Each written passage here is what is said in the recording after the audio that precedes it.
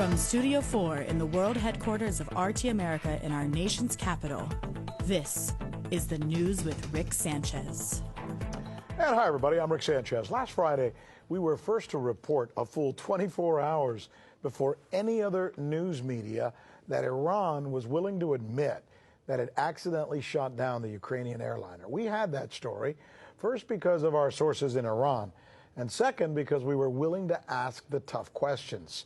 Tonight, another blockbuster of a report regarding the real reason the United States felt it had to assassinate Qasem Soleimani. The Trump White House says Soleimani was killed because he was on the verge of killing Americans with some type of terrorist attack on 4 U.S. embassies. But to date, no one in or out of the administration has been able to confirm any such planned attack. And this weekend, Secretary of Defense Mike Esper threw even more cold water on this White House explanation, saying he saw no evidence of an imminent attack on embassies. In fact, it is appearing that the pretext for the assassination of Soleimani was at best a muddled, unconfirmed piece of bad intel, or at worst, a lie. Just a blatant lie. On a matter so important that it could lead to war, is there a history of our government lying? Yeah. Vietnam. It began because of the Gulf of Tonkin incident, where in 1964, a U.S. destroyer came under attack from the North Vietnamese. Problem is, it never happened. In his memoirs, Secretary of State McNamara, the guy in charge back then, admits it was all made up. Iraq War #1, U.S. citizens who did not want us to go to war with Iraq were told that Saddam Hussein's soldiers were killing babies in Kuwait by taking them out of incubators in a hospital and throwing them on the floor, stepping on them. So said this tearful young lady who convinced Americans at the time that we should go to war. They took the babies out of the incubators. Took the incubators and left the children to die on the cold floor. It was horrifying. Sounds terrible, right? That 15-year-old, she was lying. She was coached to do so by a PR company hired by the White House. The truth is, not a single baby was ever killed or taken out of incubators. And the so-called witness, it was later revealed by a Canadian investigative team that she was actually the Kuwaiti ambassador's daughter who was a friend to President Bush. Iraq War #2. Iraq declared 8,500 liters of anthrax, but UNSCOM estimates that Saddam Hussein could have produced 25,000 liters.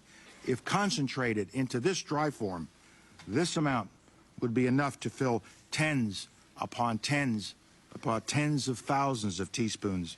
And Saddam Hussein has not verifiably accounted for even 1 teaspoonful of this deadly material. Sound convincing, right? That's U.S. Secretary of State Colin Powell at the United Nations arguing that Iraq had WMDs.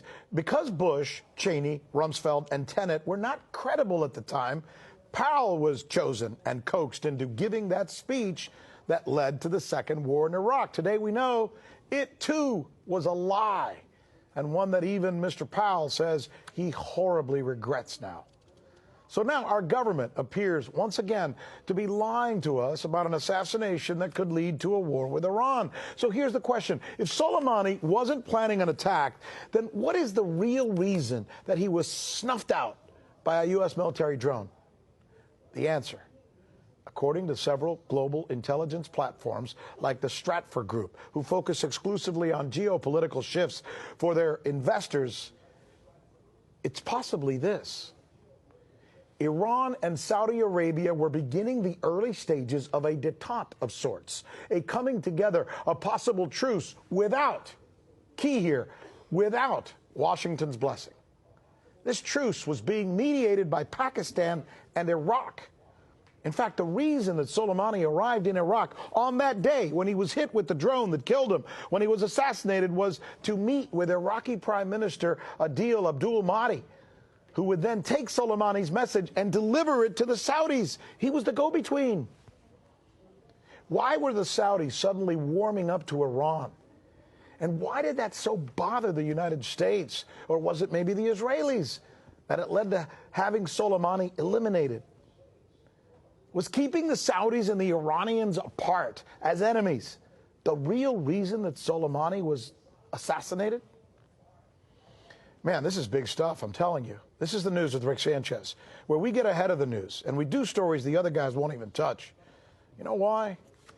Because we think it's time to do news again.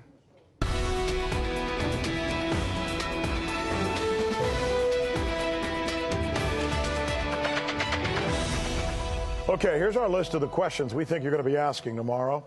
Was Soleimani killed just as he was about to do a deal with Saudi Arabia?